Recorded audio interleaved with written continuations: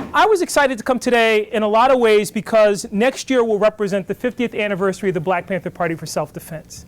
And over the last couple years, people have been very interested in the Black Panthers, particularly in the aftermath of so many episodes of police violence against young people of color, black and brown students, black and brown people all over the country. In fact, in the aftermath of Trayvon Martin, the new Black Panther Party, which is a pale comparison to the original, became very involved and was talking about how we needed to return to the values that the Black Panther Party espoused.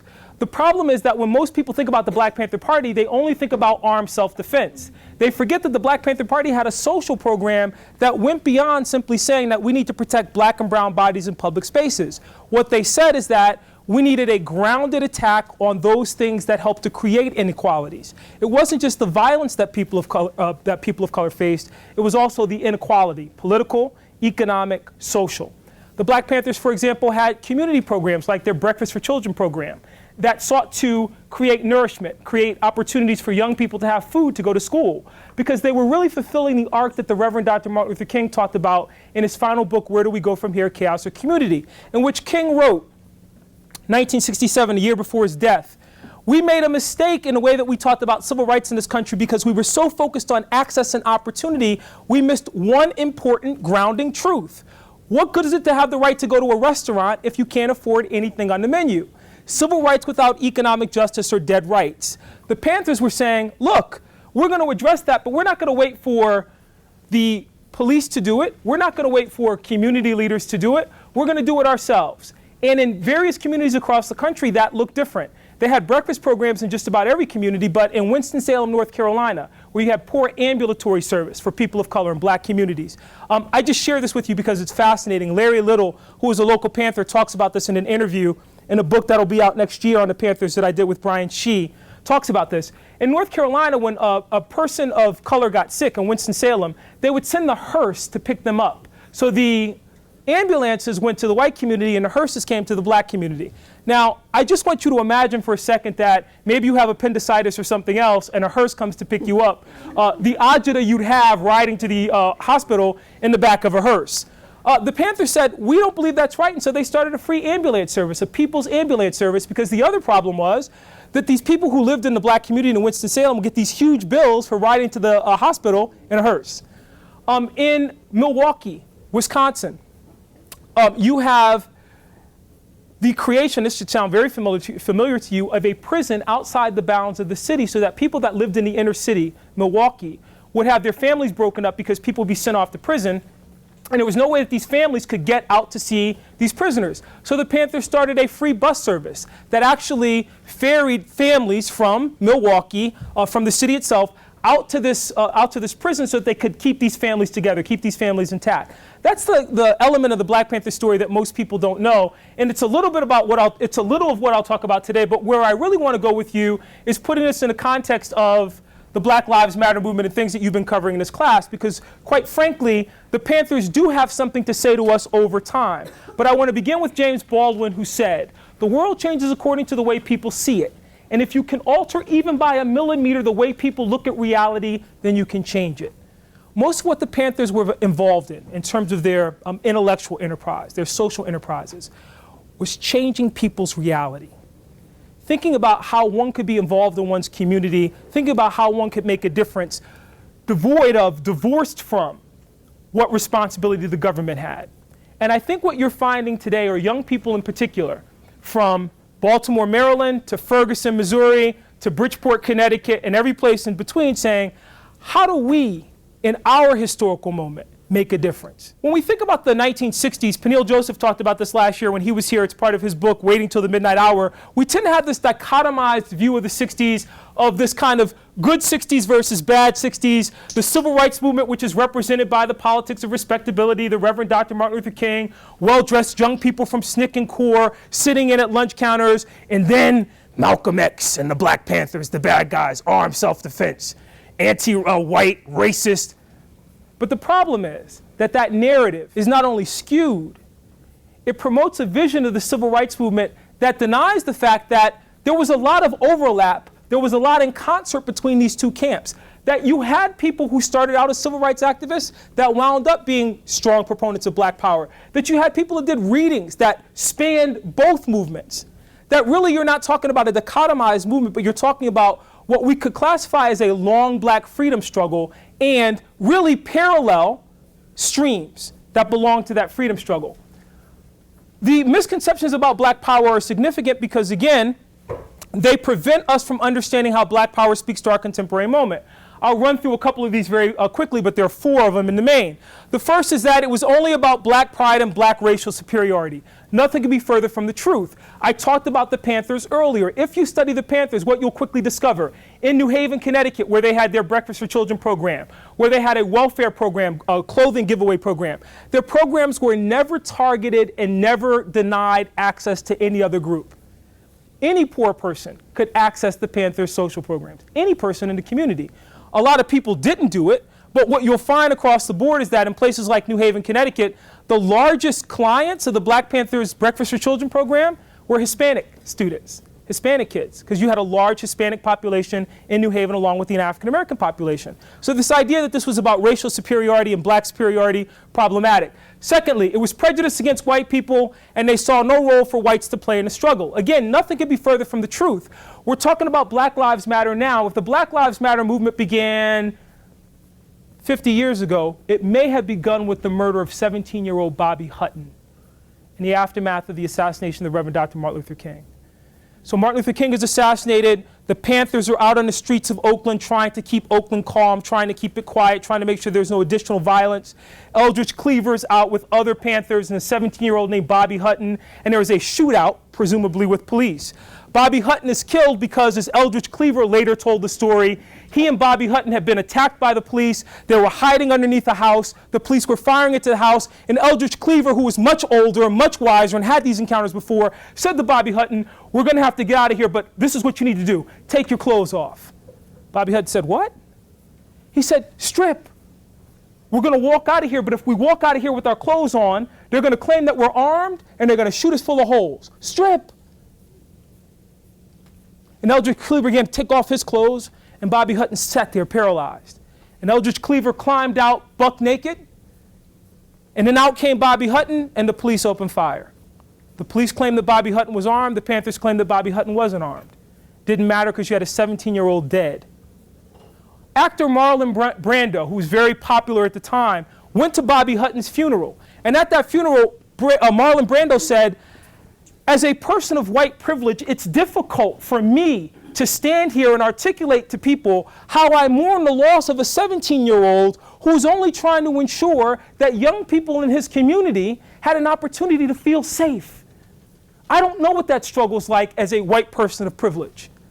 Because the Panthers ultimately, and the reason I tell you that story, were trying to reach out to white allies and say, the reason that we want you to invest in this struggle is because in order to appreciate, if you make the case, as some people have, and it's problematic, that all lives matter, then you have to focus on those lives that are under assault. And those lives that are under assault are black lives. So you can't say all lives matter unless you appreciate that it's the least those that are under assault that require the resources. That's what the Panthers were attempting to do. The other argument is that it was anti-democratic. I'm not going to spend a lot of time on that today. In fact, I'm going to show you something in a second that refutes that. And the last is that it promoted violence rather than institution building, and I'll talk about that as well. A couple of years ago, I got in a lot of trouble because I wrote an article in the OAH magazine called "Was Thomas Jefferson a Black Panther?" Oh, the hate mail. People said, "What are you talking about, Professor Williams? How could you equate Thomas Jefferson, the architect of American democracy, with this anti-white revolutionary movement?" Well, if you hold up Thomas Jefferson's writings against the Black Panthers' writings, what you'll find is that there's a lot of overlap in their ideas. I'm just going to share a couple of these with you. Number one, Thomas Jefferson. All human beings are created equal and endowed by their creator with certain inalienable rights. Governments are established to protect the rights of citizens. Black Panthers, we want freedom, we want power to determine the destiny of our community. We believe that black people will not be free until we're able to determine our destiny. Thomas Jefferson, the right to work the land is a fundamental human right. Consequently, a state that allows private ownership of land must provide employment to those who do not have such property.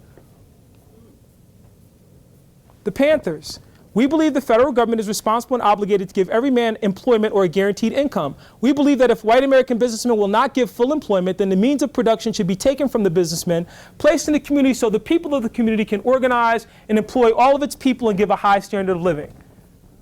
They seem to be in conversation. Jefferson.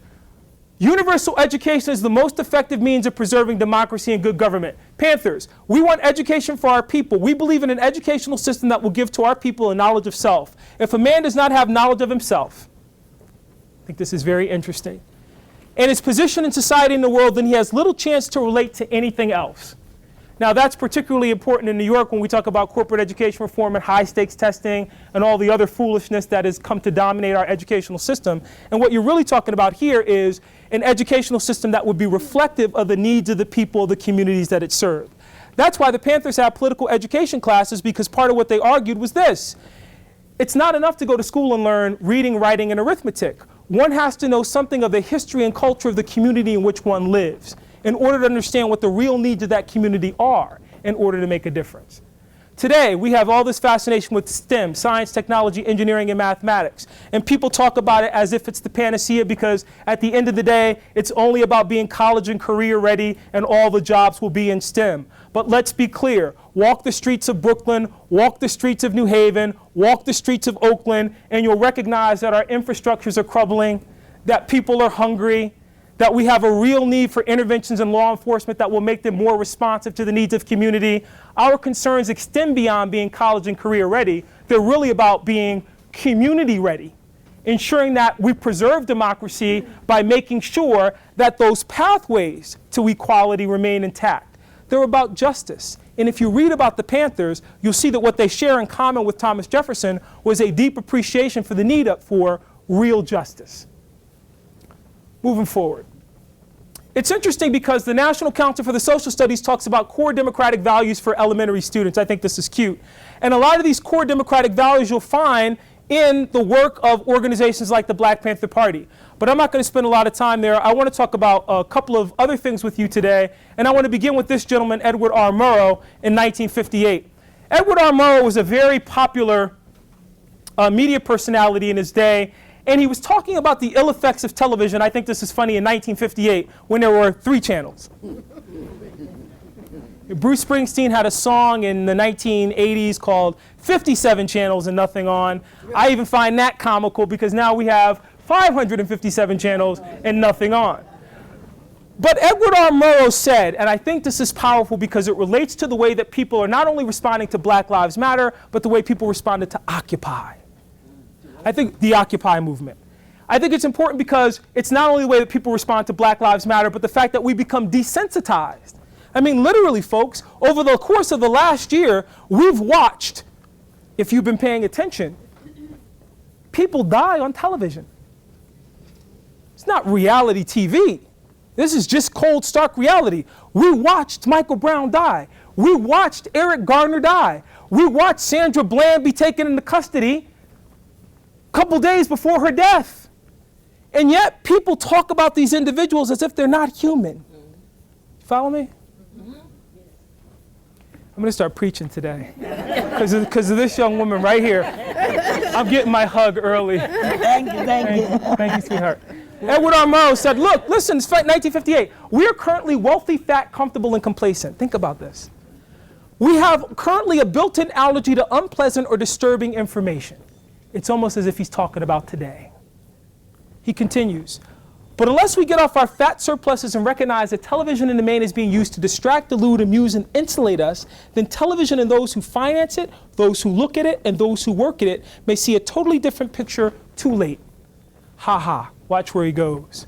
Our history will be what we make it. And if there are any historians about 50 or 100 years from now, bang. And there should be preserved in the kinesioscopes for 1 week of all 3 networks. They will find there recorded in black and white or color evidence of decadence, escapism, and insulation from the realities of the world in which we live. This is what the Panthers meant by an education that teaches knowledge of self and one's place in the community, right? Because while we were watching Dancing with the Stars and Survivor and not worried about Trayvon Martin and what happened in DeLand, Florida, because that wasn't important, because we didn't care about Freddie Gray and what happened to Freddie Gray in Baltimore. Because people said, oh, that's an anomaly. Look, African Americans know what the rough ride is. They've been given rough rides for years. Thank God for social media now but people are still have these moments where they go, that couldn't possibly happen. There's no way. Last part of this, he concludes. Here you will find, I invite your attention to the television schedules of all networks between the hours of 8 and 11 p.m. Eastern. Here you will find only fleeting and spasmodic reference to the fact that our nation is in mortal danger. People, we should mourn the loss of democracy in Ferguson. Not because I believe that the officer should have been punished, but because of the report that came out from the Attorney General in the winter that pointed to all the ways in which democracy is under assault in Ferguson, and no one's talking about it. You would think that it would occupy in a democracy, because there's so much conversation and cross-pollination between Jefferson and Panthers, you would think in a democracy we would be concerned about the very edifices, the structures of our government, that would occupy our attention because we wouldn't want to lose those things that make us supposedly special. And yet, there's no discussion of the Ferguson report. No lingering commentary on how our democracy is at risk. Simply people who want to talk in terms of hashtags. And that's exactly what Edward R. Murrow was referring to. He continues, I love this. There are, it is true, occasional informative programs presented in that intellectual ghetto on Sunday afternoons. But during the daily peak viewing hours, television in the main insulates us from the realities of the world in which we live. He concludes, if this state of affairs continues, we may alter our advertising slogan to read, look now and pay later. I say that because, look, there is a price to pay for Trayvon Martin. There is a price to pay for Ferguson. There is a price to pay for Baltimore. There's a price to pay for us not paying attention to Occupy. There's a price to pay for us not being concerned about the long arc and trajectory of the movement. There's a price to pay for us not being vigilant about what the Reverend Dr. Martin Luther King warned about in 1967. We can look at it and pretend that it's not there, but now it stares us in the face, and the stark reality is we have to overcome poverty and inequality in this moment, or we will find ourselves trapped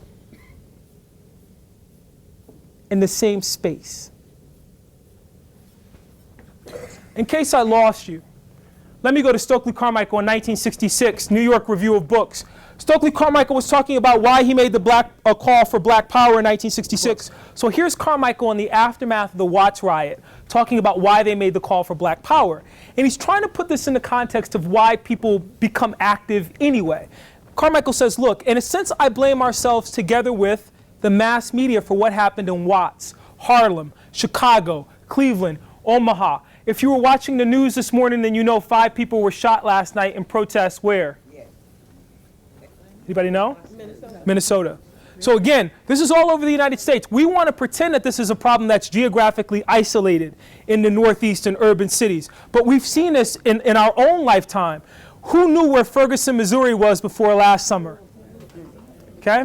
We all know Baltimore, Maryland. So here's Stokely Carmichael putting this in context. He continues, each time the people in those cities saw Martin Luther King get slapped, they became angry. When they saw 4 little girls bombed to death, they were angrier. And when nothing happened, they were steaming. So it started with Trayvon Martin, and people were angry. You guys follow me here? Then you get to Michael Brown, and they're angrier. Then you get to Sandra Bland in McKinney, Texas. I was going to show you the video of that, but we're not going to have time today. And people are steaming. And here's Carmichael saying, here's our problem. We had nothing to offer that they could see except to go out and be beaten again. We helped to build their frustration. Guys, I'm going to say this to you, and I'm not trying to make you uncomfortable, but it's important to have this conversation when we talk about the historical moment in which you find yourselves. Because you have a lot of young people that are looking to be active, right, who want to be involved in activism, that want to do die-ins and other types of protests. But I want to say to you that if the protests themselves don't lead to anything other than other actions, then what you're doing is building frustration and not really offering solutions. It's not that the actions aren't important, but to what end? The Panthers had an end in mind. Look, we're going to have armed patrols of the police, but at the end of the day, we want to put structures in our community that help to approximate the work that's not being done by politicians, that's not being done by the city council. What's the end game? You are the best equipped, the best prepared, the best educated to offer those solutions. It can't just be about the building frustration. You guys follow me here? Watch this. Thurgood Marshall in 1958 is talking about the purpose of education, because at the end of the day, I would be remiss in my duties as an educator if I came here to talk to you about Black Lives Matter and the Black Panthers if I didn't put it in the context of your own education. Listen, and I will tell you that the senior citizens who are here know this. Yes. I'm preaching to the choir on this one. They know this. Education is not the teaching of the 3 R's. Education is the teaching of overall citizenship. Not to be political, but this is what Ben Carson and Donald Trump missed. Because when you sit around and you say things that are irresponsible, like I saw Muslims in New Jersey celebrating after 9/11, then you really don't care about citizenship. You don't care about building. You guys follow me here? You care about tearing people apart. Continues. To learn to live together with fellow citizens, and above all, to learn to obey the law. People often think about all these civil rights battles that took place as isolated incidents that were simply about absolute equality before the law. But you miss the point that what those young people in Little Rock were saying is, Black Lives Matter. That's what they were saying. But they were saying, if you don't recognize that Black lives in Little Rock matter, then you don't understand that democracy matters. Because democracy is about protecting lives. Watch this. He continues. I do not know of any more horrible destruction of the principle of citizenship than to tell young people in Little Rock that those of you who withdrew rather than go to school with Negroes, come back, all is forgiven, you win. I don't know of any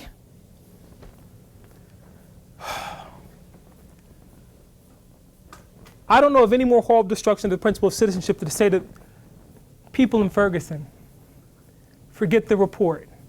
I don't know of any horrible destruction of citizenship than to say to people in Baltimore, forget about Freddie Jackson, or Tamir Rice, or Sandra Bland, or Raynette Turner, or insert name here. You guys follow me? He concludes, I love this. I worry about white children in Little Rock who are told as young people that the way to get your rights is to violate the law and defy lawful authorities. I'm worried about their future. I don't worry about the Negro kids' future. They've been struggling with democracy long enough. They know about it. To 1865, since we're jumping around, the very disturbing image from 1863, and it depicts this gigantic elephant behemoth, and it's got a Union soldier at the top, and it says, the man who won the elephant the raffle, but the question is, what am I to do with the creature? When Thurgood Marshall says that Negro children, black people, have been struggling with democracy long enough, what he means to say is that even before 1863, but certainly in the moment of 1863, 1865, the 13th Amendment, you have this opportunity moment where you've got this cartoonist saying, congratulations, Mr. Lincoln, Republican Party, you just emancipated 4.5 million people. Now what? Because you don't understand the social, political, and economic consequences that will be wrought from this decision. You haven't answered certain basic questions. What's their social status going to be in the new republic that emerges after this war? What's their political status going to be? What's their economic status going to be? And if you don't answer those questions in 1865, then you will be answering them in 1965, in 2005, in 2015. Stop and frisk. What's their social status going to be? Do they have the rights of other Americans? Can they walk and be secure in their person? Or does their skin color, their poverty level, their zip code invite scrutiny? Do you guys follow me here? Eric Garner. Are there two sets of rules? Those for people that sell Lucy's and those that don't.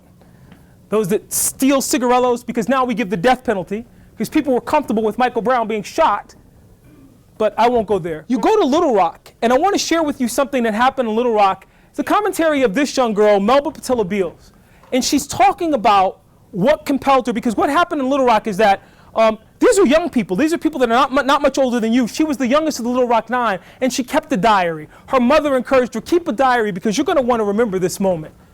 Not in the sense that you keep a diary just because, but look, you were going through what is probably going to be one of the most momentous moments in American history. Just write down what you're thinking. And out of the mouth of children, what you get from Melba Patilla Beals is her reflecting on what this means. I got to share this with you because it's powerful. She writes in her journal, how strange I thought to be involved in something that the whole nation considers its 10 most important stories. If it's that important, you think somebody would do something to make the Central High students behave themselves. it's almost like she's talking about Ferguson or Baltimore, because we're looking at people dying and no one seems. Do you guys follow me here? She continues. Is it that nobody cares or that nobody knows what to do?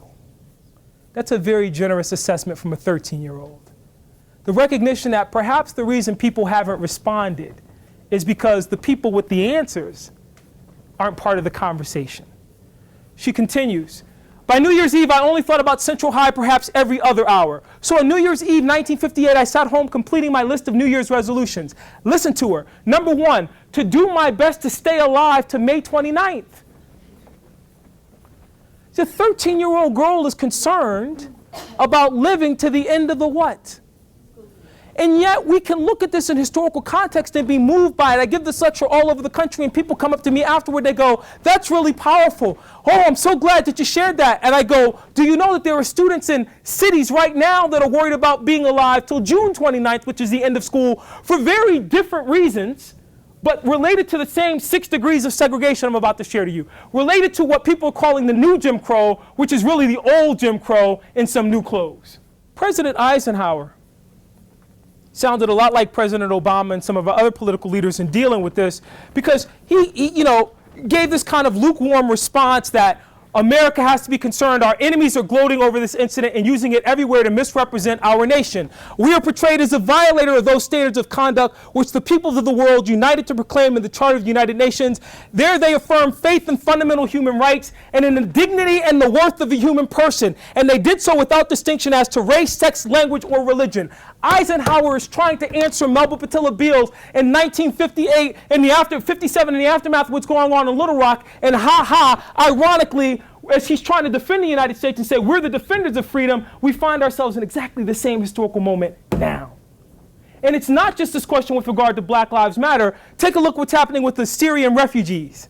And the fact that you've got the President of the United States and Turkey having a war of words with politicians here, including my governor, Governor Chris Christie, who said, we don't want those Syrian refugees. And Obama has to articulate for the world, wait a minute, our basic values say you border a state that has a Statue of Liberty, which has an inscription that says, bring us your poor, your tired, your hungry. Why in the world am I having this dialogue with you if there's any place in the world where there should be respect for fundamental human rights, the dignity and worth of human beings without distinction as to race, sex, language, or religion? It should be the United States. It's built into our documents. We claim that it's part of our DNA, and we don't live up to it.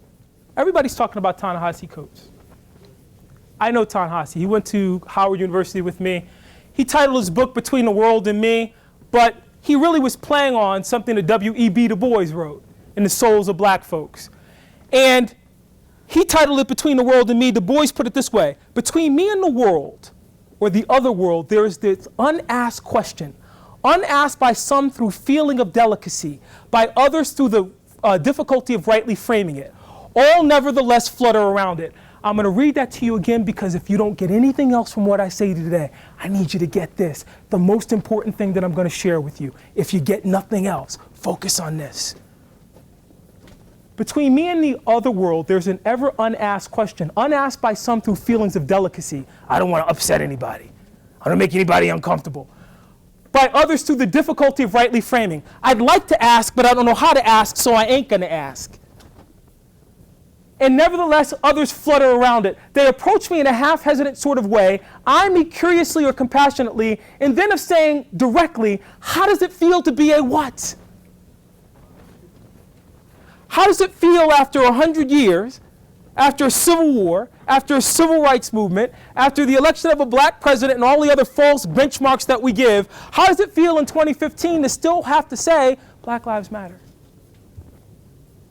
And why would not all Americans be concerned about what that means for our society as a whole? Do you understand what I mean? Watch this, very important. He continues. They say, I know an excellent colored man in my town, or I fought at Mechanicsville, or do not these Southern outrages make your blood boil? At these I smile, or am interested, or reduced to the boiling simmer as the occasion may require. To the real question, how does it feel to be a problem? I answer seldom a word. The Panthers answered. The Student Nonviolent Coordinating Committee answered. White and black. The Congress of Racial Equality, white and black, answered. This generation is answering. But if you don't know the history and you can't incorporate it in the way that you deal with it, then you simply replicate what others have done without recognizing that instead of going over the same terrain, there is something unique to your circumstance, and maybe collectively we can look at the situation in Syria and we can connect that to Black Lives Matter. We can look at the situation in Turkey and we can connect that to Black Lives Matter. We can look at the Occupy movement and connect that to the Reverend Dr. Martin Luther King and understand that race, class, and gender and poverty are the chains that choke out the flames of democracy. For now, I'm going to go here with you. Not a new problem. In 1865, Frederick Douglass at a speech in Boston gave this. I have to share this with you, then I promise I'm going to run quickly, like 5 more minutes, but I got to read this to you. This is 1865. It's Frederick Douglass. He's been invited by the Massachusetts Anti-Slavery Society to give a speech. What does the Negro want? What do black people want now that slavery's over? Just tell us. So Frederick Douglass gives a speech. He says, look, what shall we do with the Negro? Same question. How does it feel to be a problem? I've had but one question from the beginning. Do nothing with us. Your doing with us has already played the mischief with us. Do nothing with us. If the apples will not remain on the tree of their own strength, if they're worm-eaten at the core, if they were early ripe and disposed to fall, let them fall. I'm not for tying or fastening on the tree in any way except by nature's plan. And if they will not stay there, let them fall. And if the Negro cannot stand on his own legs, let him fall also. Okay? But then there's the but. All I ask is to give him a chance to stand on his own legs. Let him alone. Listen to the list. If you see him on his way to what?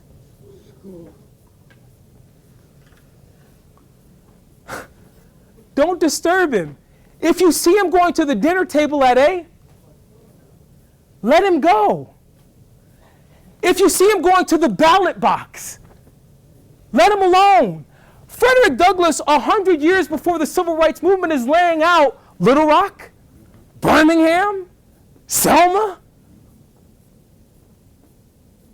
And for our generation, Staten Island, Oakland, Mizzou. If you see him going into a workshop, let him alone. I mean, what he's talking about here are what I like to call the 6 degrees of segregation, which are captured by the cartoonist Herb Block in this cartoon from 1863. What are the things that are creating these conditions that continue to divide us and create these inequalities? It begins with residential segregation. Trayvon Martin is an example of residential segregation in this sense. In this sense. He belonged in the neighborhood. His dad's girlfriend owned a home in the neighborhood. But because of his skin, the neighborhood watch captain got the right to assume that he didn't belong and had a right to interrupt him because he didn't think he belonged. And the tragedy results and people go, well, he shouldn't have been there. He was just like a thug. Time out. Yeah. Oh. Well, you beat me to the punchline. Thank you. Insert community here. Sandra Bland. Did you see? I would skip to the slide, but we don't have time. There was a Texas legislator in the aftermath of the Sandra Bland case who said, that's what you get for coming down here with your Chicago uppity behavior. But access to public accommodation. Look, we deal with stop and frisk in Connecticut. You deal with it in New York. Obviously, people are dealing with it because the idea is that it's saying certain space is off limits to certain people. And if you come, then we're going to search you. You guys follow me here? It's ironic that now they joke in the aftermath of the Paris bombings that when you used to leave the mall, they would search your bag, but now they search your bag coming in and they search your bag going out, right? But that's a tragedy for American democracy because in some sense, if we had done the hard work in the aftermath of the Civil Rights Movement to answer those questions in a way that in 2015 we're not still dealing with a marginalized segment of our population, then rightfully we could step back and say, well, we did everything in our power, but we haven't. We haven't even come close. But I will say this to you. If you pay attention, you can find this every place, even in music. Stevie Wonder, 1971, in Living for the City, very popular song, is documenting the 6 degrees of segregation. Listen to Coolio, Gangsta's Paradise. They're all talking about it. There's a reason why it's the sound. Listen to Tupac, Changes, right? all from different eras, different artists, experiencing the same thing and documenting it, setting it to music. People complain about sampling, but the reason I love sampling is sometimes the samples match up to the message. And when they do, how powerful to go back to the original and listen and realize that what you're seeing is segregation, the so-called new Jim Crow, over generations, staring you at the face, mocking the very fact that you haven't eradicated them. Mocking the very fact that you could conquer polio, but you can't conquer poverty. And poverty should be an easier fight. Mocking the fact that in the aftermath of the U.S. Supreme Court decision in 2013, that the Supreme Court, in gutting sections of the Voting Rights Act of 1965, was somehow washing away the stains of racism. Mocking the fact that, as Jason Sokol documents in his book, There Goes My Everything, White Southerners in the Age of Civil Rights, that we forget that this was really built on privilege and we don't want to let go of the privilege. That's what Edward R. Murrow was talking about. That's what W.E.B. Du Bois was talking about. That's what Thurgood Marshall was talking about. That's, if you read Angela Davis and Ernest, what she's talking about. We don't want to do the hard work, and because we don't want to do the hard work, I'm going to give you his thesis in a nutshell. Sokol says, here's the problem that happened in 1945. White Southerners went to bed and the world looked one way. No black people playing baseball. No Jackie Robinson. No civil rights plank in the Democratic Party. No school desegregation. They woke up and damn it, there goes my everything. Everything that I used to know about my place in society has been disrupted by these black and brown people demanding their freedom. And what was the response to that? The resurgence of the Ku Klux Klan. Violence, interposition, nullification, denial of basic rights. What moment do we find ourselves in today where you've got human beings that can't recognize that human beings are under assault and in turmoil, and our response is, there goes my everything, I won't stand up for justice, this ain't my fight. KRS-One, Sounds of the Police. My favorite part of that song when KRS-One says, you guys don't know this because you're too young. There's some of us in here that know this song very well. He says, my grandfather had to deal with the cops, my great-grandfather had to deal with the cops, my great-great-grandfather had to deal, and my great-great-great-great, when it's going to stop. That was 1991. In New York, we forgot Amadou Diallo, 41 shots, 1999. Patrick Dorsman. It's ironic because I say these names in some places people don't even remember who these people are. Timothy Stansberry and then Sean Bell, 50 times. You would think that in 1999, 41 would have been enough.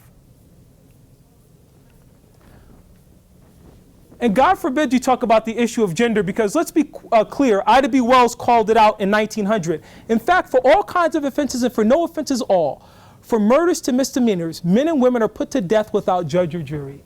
Ida said that in 1900. Ida said it, and I don't even have to dress the language up, and it would apply in 2015. So that although the political excuse was no longer necessary, the wholesale murder of human beings went on just the same. Look, I hate when people make false historical comparisons. I can't stand it. But I will say to you that I find that compelling for a number of reasons. Not because I'm saying Sandra Bland was lynched. That's not a lynching that happened in Texas, because lynching is extra legal violence. What happened in Texas was legal. She got pulled over, she pissed the officer off. Everything he did was legally within his power to do. But I will submit to you that we shouldn't be talking about Sandra Bland in terms of just Black Lives Matter. We should be talking about it in terms of the Eighth Amendment. Because the irony is that most students, when you talk about the Eighth Amendment, come back and say, I know that, Dr. Williams, that's provision against cruel and unusual punishment. Let me hip you to something. The Eighth Amendment does not begin with the provision of cruel and unusual punishment. The Eighth Amendment begins with these words, excessive what? Shall not be required, nor excessive fines imposed, nor cruel and unusual punishments inflicted. What did Sandra Bland in was the fact that she got pulled over on a minor traffic stop on a Friday afternoon, and the bail was such, because I don't know about you, but most people ain't riding around with $2,500 to plunk down, and it's not like she could have done it till Monday morning anyway. That's cruel and unusual. Poverty and Death, this is a great article if you ever get time to read it. We vacillate in our commitment to neoclassical economic theory, but we concede the wisdom in the economic homily. You get what you pay for. The most obvious way that the current system works to the disadvantage of poor people is the amount of professional compensation provided for indigent defenses in capital cases. In 1980s, Alabama put a limit of $1,000 on out-of-court compensation. Attorneys in rural Texas received as little as $800 for a capital case, and Kentucky imposed an upper bound of $2,500. She said, you can play the game with stats all day. I can sit up here and give you stats all day, but if you don't humanize and understand the ways in which they end up depriving people of lives, then you do yourself a disservice. I'll conclude with you with Earl Warren. The same Earl Warren who wrote the Supreme Court's decision in Brown versus Board of Education wrote the Supreme Court's decision in Trop versus Dulles. And what Earl Warren said in that case is powerful because it looms large over this entire discussion. And maybe it doesn't tie directly to the Panthers, but I'm going to make it work today in the interest of time. Earl Warren said in that case, dealing with the Eighth Amendment, that the Eighth Amendment must draw its meaning from evolving standards of decency that mark the progress of a maturing society. Where's the maturation, people? The Panthers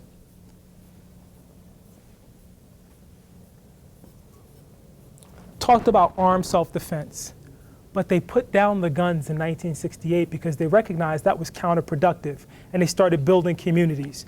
Today, you don't see people responding to Ferguson by saying, hey, we need to get rid of weapons. Hell, forget Ferguson. You don't see people responding to Denver and John Holmes. You don't see people responding to Sandy Hook by putting down guns and saying we need to deal with mental illness. You see people saying we need to stockpile more weapons. Where's the progress, people?